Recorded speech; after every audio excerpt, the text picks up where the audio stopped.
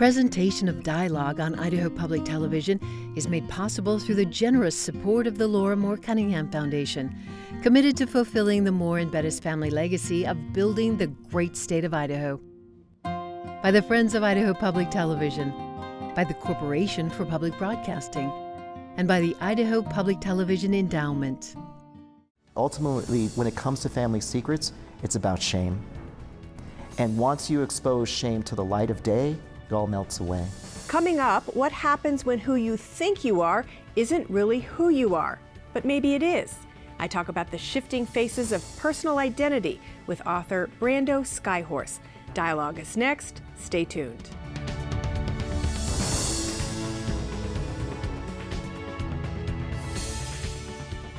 Hello and welcome to Dialogue. I'm Marcia Franklin.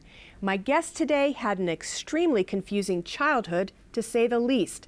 Among other things, Brando Skyhorse thought he was the son of an activist in the American Indian movement. When he was a teenager, though, he learned the truth, that his biological father had been born in Mexico. Skyhorse would continue to pass as Native American for many years, though. Along the way, he graduated from Stanford University and went on to get an MFA degree in writing. He started out in book publishing, editing other people's manuscripts, including the anthology Hemingway on fishing. It was through his own writing, though, that he would finally begin to grapple with the complexities of his personal identity. His first book, a novel called The Madonnas of Echo Park, was a layered look at the neighborhood in Los Angeles where he grew up. It received the prestigious PEN Hemingway Award. Skyhorse then confronted his own story in a memoir called Take This Man. In it, he tries to understand why his mother pretended that the two of them were Native American and how that, along with abuse he suffered, affected his life. Skyhorse also delves into the personalities of the 5 men he called father. And as you will hear, he made a discovery that changed his life forever. Today, Brando Skyhorse is an associate professor at Indiana University in Bloomington, where he teaches creative writing. I spoke with him at the 2019 Sun Valley Writers Conference. We started our conversation by talking about Skyhorse's connections to one of Idaho's most famous writers. Well, welcome to Sun Valley. It's great to have you here. And I was curious right off the bat, you're a PEN Hemingway winner. You've worked on a book about Hemingway and fishing. So have you gotten a chance to see the Hemingway House here? Yeah, I'm happy to be here in Idaho. I visited the house yesterday, and it was an incredibly, I think for any artist, any writer who's aware of Ernest Hemingway's works and his writings, it would be an incredibly moving experience. But for me, it was just like I was struck by all the minutia in the house, all the little details. So when you walk in the house, you're literally crossing the threshold where Ernest took his life. And it was an incredibly moving experience for me. And I felt like it was a reverential experience. I didn't want to touch anything. I didn't want to disrupt anything. And just to look at those windows and those massive views and the mountains outside, just truly a moving experience. So yeah, it was a wonderful experience for me. I've only been here a few days, but I've grown to appreciate how someone like Hemingway, for instance, could fall in love with this area, because it's that fast. It happens that fast, I think, just falling in love with the terrain. I'd like to visit with you about your memoir, Yeah, sure. Take This Man. Sure. It's about how you grew up as Brando Skyhorse Johnson, Yeah. the son of a Native American who was imprisoned, or so you thought. So I thought, yeah. And then around 6th grade or so, you, after asking your mother many questions. Repeatedly.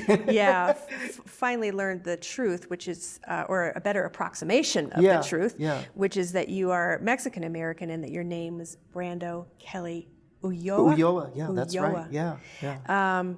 But even after that, you kept passing, as we say, and people seem to want you to be that person.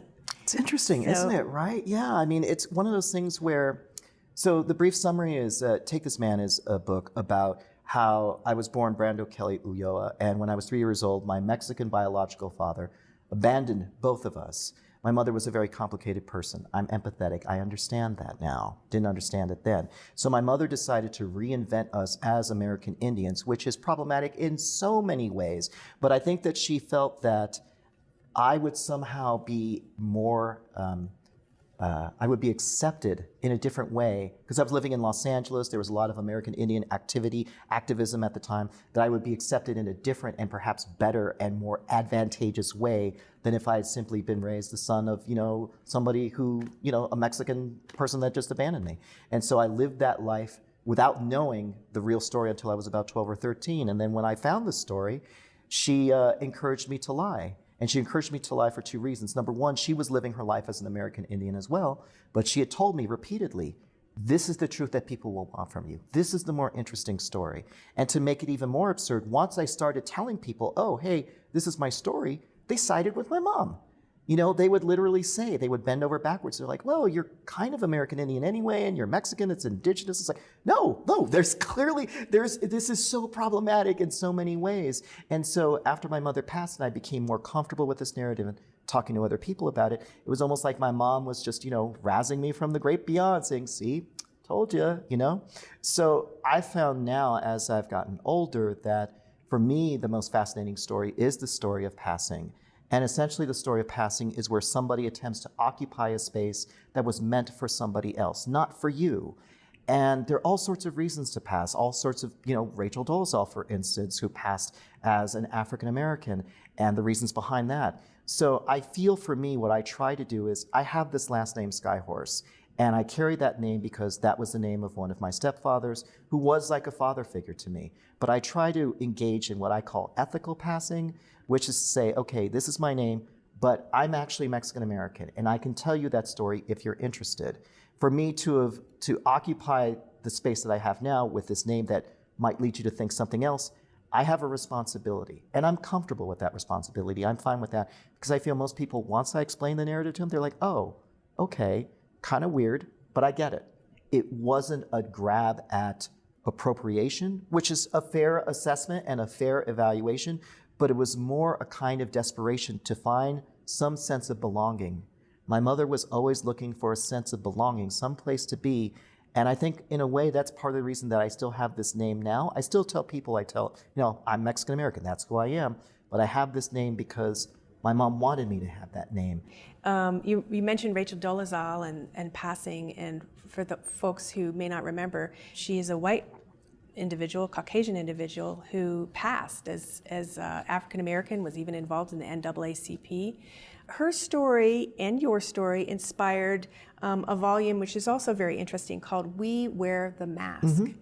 And it's stories of people who have passed, as you did. Yeah. And in the book, you come clean, I guess you should say, we say, in saying that your application to Stanford and other colleges, you said you were Native American. Yeah, absolutely. Fully knowing that you were. Fully knowing that I wasn't. You weren't. And it's interesting because whenever I talk to students about that at colleges, that's the thing they always ask. There was like, what box did you check, and what impact that might have made on you, and like being truthful. If you're going to analyze, if one would analyze my path into higher education and say, oh, well, maybe you got something that you didn't deserve, blah, blah, blah. Let's say it was affirmative action. Let's say my grades were bunk. Let's say my scores were bunk, right? And the fact that I still even remember those metrics 25 years later is always that sense of like, there's always going to be someone to kind of poke a hole and say, well, you probably didn't deserve to get in. I spoke with somebody at Stanford there after I'd been admitted, and he was pretty candid. He's like, you know what? A place like Stanford, everybody uses whatever they have to get in. And then once you're in, you basically have to prove it. You have to go through the classes. There was no box to check on the form when they gave me a test. Like, oh, you got the special test. We're not going to test you 100%. We're going to test you 80 or 70%, right? So I think for me, the American Indian life that my mom had created for me, as truncated as it was, as stereotypical as it was, that was the closest the closest sort of identity that I had. It was the closest sort of experience that I could relate to, because I didn't know the Mexican American experience. Even though I was living in a Mexican American neighborhood, my mother forbade me from speaking Spanish. She had a very negative opinion about Mexican Americans, in which I know now for for obvious reasons. So it's like, okay, well, what can I identify with? So at that time, that felt like, even though I know biologically I'm not Mexican American, what else can I identify with? Can I just put blank? Which I would have been fine with as well. But again, it's like, when you learn these kinds of family secrets, right? And what comes tumbling out. I was just talking about this with Dani Shapiro, who's an author here. And she said, ultimately, when it comes to family secrets, it's about shame. And once you expose shame to the light of day, it all melts away. So my mom was carrying this shame for many years, and I carried her shame for her. And then after she passed away, I became comfortable with, because again, the essay that you mentioned, Coming Clean, that was the first time I'd sort of written the whole narrative out, but I've been telling this story since I was my early 20s. And I think there was just something very cathartic for me just to kind of see the narrative of it and to realize, there wasn't any great con here. It was just a group of people who made a lot of very poor decisions over time. And my narrative now is an attempt to kind of rectify that in a way, to kind of let that shame go. People talk a lot about the Skyhorse and the identity part of Take This Man, but it's named Take This Man because there's a whole other thread to the story that has to do with the number of, quote, fathers you had. Yeah, 5. Yeah. And 5 stepfathers, or fathers, as I was encouraged by my mom to call them. So calling it Take This Man, like the wedding vow, right? Do you take this man? It works in 2 ways. The fact that I had every 3 years another man that my mother encouraged me to call father. And I would, the last few weddings, I was my mom's best man. So I knew that vow very, very well. But also, this was my mom's attempt to get men who perhaps were not the greatest catches in the world to take me, to help me learn how to become a man. And, a number of them, they engaged in somewhat problematic activities, somewhat criminal activities. But I think looking back on it, I can say, well, they did the best that they could. And I'm a result of that upbringing. And I'm not ashamed of it. And it created so many interesting stories as a writer for you to pursue. There were plenty to choose from, weren't there? If you read the book, there were plenty of wild narratives to choose from. And we should say, and I don't want to ruin the whole story for folks, they should read it, but you did find your biological father, Mr. Ulloa, named Candido. We had Candido about 9 years ago. Well, and he really wasn't that far away. Geographically, but geographically, in many instances, very far away in other ways. It's just this amazing story of reunification of threads coming together. Yeah, so about 9 years ago, I was stuck with trying to figure out how to open this book, and a really good friend of mine said, why don't you see if you can find your father? And I thought, that's not like a Columbo episode. It'll take years and blah, blah, blah, blah, right? And so ultimately, I went onto Google, couldn't find him there. I was like, of course. I was like, let me try White Pages, and there he was. And there was his address, and it was just that easy. So I wrote a letter, and he called me back. I remember going out there to meet him. And the whole family was around there. And they were like, well, why are you here? And I'm like, I'm not really sure, but I guess we'll kind of figure it out. That was 9 years ago. And we're still in contact. We're still in touch with each other.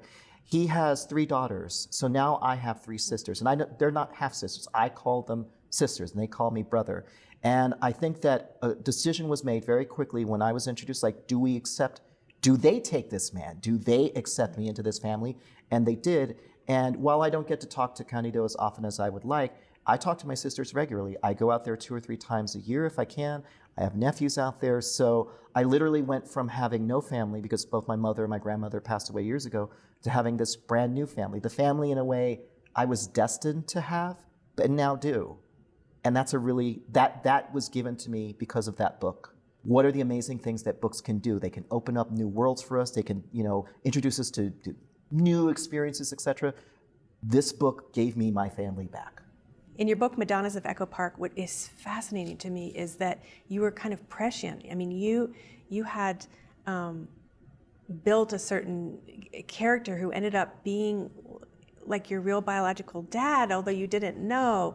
It's creepy, isn't it? It's really creepy. Yeah, and there's even a name in there. Yep. is it Aurora? Yeah. That reappears in real life. Yeah, the book was essentially finished in 2009, mid-2009. And when I contacted my biological father, I had no expectations of any sort of response. And then when he got back in touch with me, he's like, oh, this is who I am, this is where I live. And I ended up marrying a woman named Aurora. And Aurora is the main character in the book, The Madonnas of Echo Park. And again, the book was already at the printers. So there's no shooting dirty pool here. Like, it was already off, it was done. And I get the details of one of the characters in particular, who was a groundskeeper. And I didn't know what my biological father ended up doing. Turns out he was a groundskeeper for many, many years. So I think in a certain way, art can function in that way, where you're essentially trying to tap into something that maybe your unconscious self knows, is aware of, but you can't quite articulate it, because if you do articulate it, it would be too shocking or too overwhelming or too frightening. So I think the book was able, a wonderful way, the book did a wonderful thing, which was to essentially allow me to tap into this other life that I could have had without even knowing it.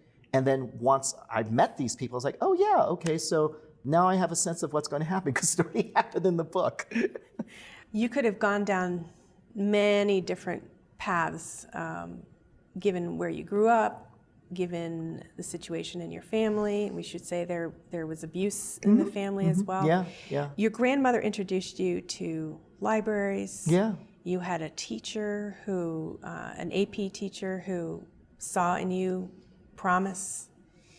Mr. Howard Shore, AP History, 11th grade, yes. So if he's out there and he's going to find this clip, yes, he deserves a major amount of credit for that as well, yeah. You got into Stanford, but it was not easy for you, and even becoming a writer. No. You know, we see you sitting here now, but there's so much that you had to overcome that you, I think, try to transmit to others. You know, growing up poor, growing up, a person of color, growing up in an environment, growing up in an era, the 80s and 90s, where it was not certainly, we didn't talk about diversity. We didn't talk about person of color. You were a minority. And so what I try to communicate to, young students, young writers, anywhere I give talks or have these kinds of conversations, is to say, you need to exhibit your own agency, right? Nobody's going to do it for you. But there are always people there who can help you shape and foment and direct that agency. It works both ways. So, we have this sort of the idea of the meritocratic model in America, where it's like, oh, I pulled myself up by my own bootstraps. Nobody ever helped me. Isn't that amazing? In this country of so many people, I was like, I did everything myself. Unbelievable. What a phenomenal thing. And that's kind of true, but it's also kind of not. And I think that if you look at any great meritocratic success in this country, there's always been people who have helped people grab their own agency, shape their own agency, and push them in a different direction. And that's across the board, and that works for everybody. You have said, you've written that my mother lied for the same reason I'm now telling the truth. Mm. Can you unpack that a bit? Yeah, I think in the end of the day, I'm a big believer in narratives, all right? If you have a narrative that you can communicate, these sort of big messages, these big ideals, there's no telling what you can do. Some people respond very positively to narratives. I think with my mother, she wanted to create a narrative that, in a sense, kind of boxed her in. Because I think she felt very comfortable in that box. I think she knew how to work that box. I think she knew how to communicate that narrative to people that she could then bring in to that box, because it was safe for her. Because she was insecure. Because she did have these emotional issues. Because she did have borderline personality disorder. It's scary to get out of that box. I'm a child of somebody who, had mental health issues, emotional abuse, physical abuse. I need to get out of that box. I needed to get out of that box in order to be a more successful person. So in the same way that that narrative kept her safe, I know that I needed to create a narrative to get out of that box so I could be a healthy, well-adjusted individual.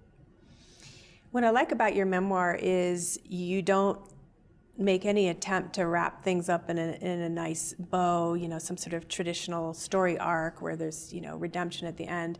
You're very honest in saying that, as you just said, I come from a damaged family. I'm damaged myself. Yeah. Just because we know the past doesn't mean we can change it. Right. And that it's just, as we all are, it's still a work in progress. That you're still working on issues. I mean, Very much so. You talk about Yeah. therapy and medication and how depressed you got when your mom and grandma died. And that's a message in and of itself, isn't it? I think it is, and I think that ultimately that is a positive message. I'm sure maybe my publisher would have disagreed and would have preferred a much happier ending, I don't know. But I feel that in order to be honest to my journey, my experience, look, it's still in motion. The fact that the book exists, I think, is victory enough. When you look at the current climate in our country right now, however you choose to look at it, Sure. Are you concerned? Are you optimistic in the end? I am optimistic. And the reason I'm optimistic is I feel that this country right now is having a version of the conversations that I had growing up with my mother and grandmother. So in a way, kind of like where we're at right now, it's like, yeah, I grew up this way. I grew up in this household. I know exactly what kind of conversations were happening. If that kind of sounds weird, because I was like, oh yeah, you grew up in a house that was abusive and blah, blah, blah. So you could take what you want from that. But I think that many groups in this country are now having to have a conversation that only a certain portion of this country had to have for a really long time. So in that vein, that makes me very optimistic about where this country could be 10 to 15 years from now. And that's not to say that, I'm naive about our future. I'm naive about our country's prospects. But I'm very hopeful that as long as these kinds of conversations, and again, much in the same way families argue, and some of those arguments can get really heated. We're having a lot of heated family arguments in this country right now, but I know that there's a point off on the horizon. And I see that at the college I teach at, Indiana University. I see that with the students I talk to. The generation coming up after us, they're having these conversations in a different way than I think that we had them. And that has to be a positive thing. You're exploring some of these issues, aren't you, in the next novel that you're going to write, called The Wall? Just Wall. Just Wall. Yeah, not just Wall, Wall, in quotes. Yeah, not The Wall, just Wall, yeah. Yeah, it's about a politically conservative Mexican-American woman, mother, wife, who lives in a place where there's an election. And 3 days after the election, which essentially redetermines her understanding of citizenship and identity, discovers there's a wall growing outside the front of her house. Now, obviously, you can take whatever message you want from that, right? But I feel that for me as an artist, and this is where identity steps into play, because I just told you, I focus on me and myself, and I have to start from a grounded place. But as an artist, if I'm going to write a book and ask you to spend $28 of your hard-earned money, then I think in that instance, I do need a perspective. So in that way, my perspective as a Mexican-American who passed as an American Indian, who is writing at this time period in America, that book is going to have a very unique perspective. And I want to write something that I feel can comment on the climate that we're living in without me feeling that it'll be out of date in 6 months or a year. I mean, the idea, this concept of the wall, which again means so many different things to so many different people. Can we see through it? Is it invisible? Is it aesthetically pleasing? I think these are very interesting ideas when we kind of just talk about them on the surface, but what's really underneath that? What are we actually really talking about when we use the word wall? And I think right now, that's what we're trying to figure out in this country. What do we really mean when we use that word wall? And what are the consequences for us as Americans, for us as a country, to use that word almost in a way that's cavalier?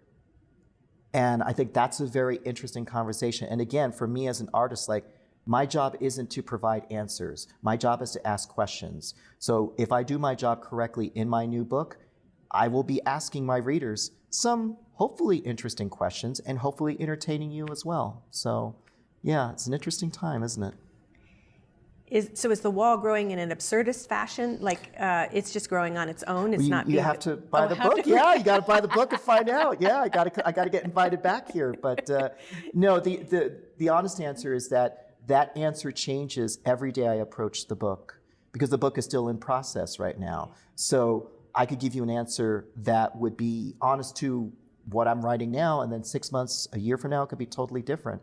But I think what I am interested in is taking a character who one would think, oh, well, she's Mexican-American, she must think these things, she must feel these things, ideologically she must be on this side of the spectrum, and saying, well, no, maybe she's starting from a different place, but because of this unique situation is now being forced to reassess everything that she has come to know and believe and understand about her place in this country, her own sense of identity. And as you can see, there's pretty much a straight line from what we were talking about, from the memoir and the issues that I've been wrestling with to the issues that this character is wrestling with.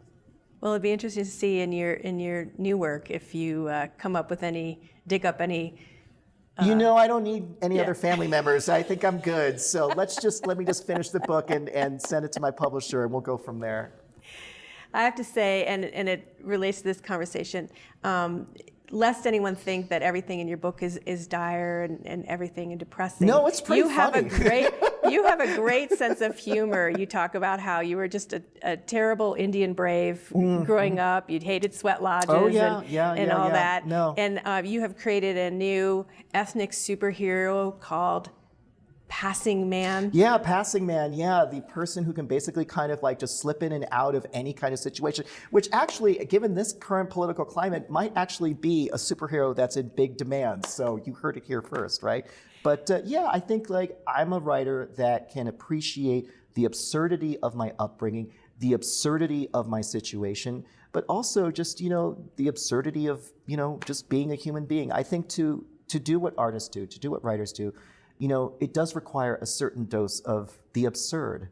And I think that, when I talk to people or I come to the conferences here, like they come in thinking like, oh, it's going to be about race, it's so heavy and blah, blah. And it's not to say like, oh, there are other people out there who can talk about these things very eloquently and fluently, and that's wonderful. But I have my own take on it. And I feel that for me to have survived my life, you need to have a pretty good sense of humor. So that's where it comes from. Well, thank you, and I wanted to end with a comment that you'll have to read Brando's books to understand, but at least it wasn't boring. It wasn't boring at all. Thank you so much. It's a pleasure. Thank you. Unfortunately, that's all the time we have. You've been listening to author Brando Skyhorse, who's also an associate professor of English at Indiana University in Bloomington. Our conversation was recorded at the 2019 Sun Valley Writers Conference. My thanks to the conference organizers for letting us interview some of their engaging speakers. For more information and to stream our programs, check out our website. Just go to idahoptv.org and click on Dialogue. For Dialogue, I'm Marcia Franklin. Thanks for tuning in.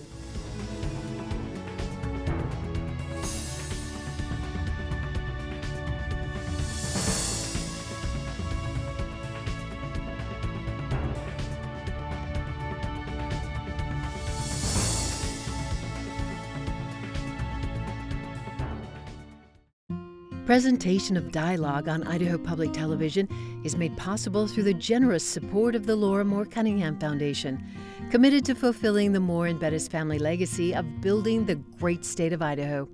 By the Friends of Idaho Public Television, by the Corporation for Public Broadcasting, and by the Idaho Public Television Endowment.